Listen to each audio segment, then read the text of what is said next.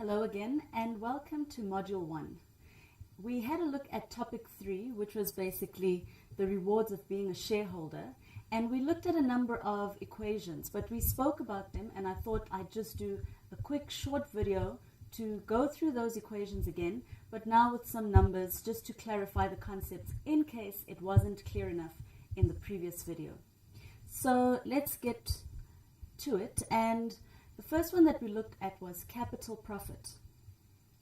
And remember we said that capital profit is basically calculated by taking the selling price of your share, minusing the buying price of the share, and that basically gives you the capital profit. So looking at examples, if you buy a share for 100 rands and then you later sell it for 180 rands, 180 minus 100 is 80 rand. So that's your capital profit.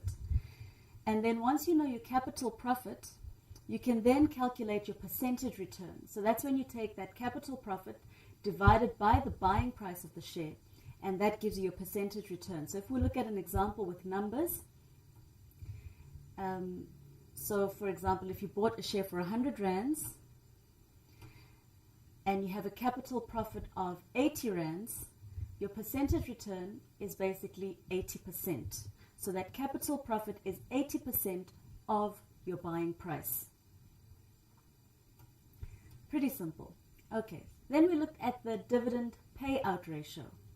So the dividend payout ratio is calculated as the gross dividend, or your total dividend, divided by the net income.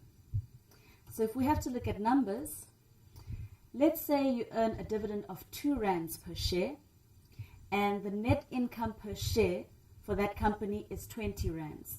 What you say then is 2 divided by 20, and that gives you 10%. So then you've got a dividend payout ratio of 10%. So what does this tell us? It tells us that 10% of the net income of this company was paid out as dividends, and 90% was retained. So the company probably used it for other operating activities or other investments to grow the business. And then we looked at dividend yield, and that's calculated as the annual dividend divided by the share price. So if we have to look at numbers there, if you earn a dividend of 2 rands and you bought the share for 50 rands, then your dividend yield is 4%. So that basically means that for every 50 rand that you invested in buying the share, you received 2 rand back as a dividend, or you received a return of 4%.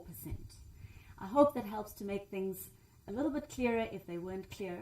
And stay tuned and keep watching the modules to learn more about investing in shares.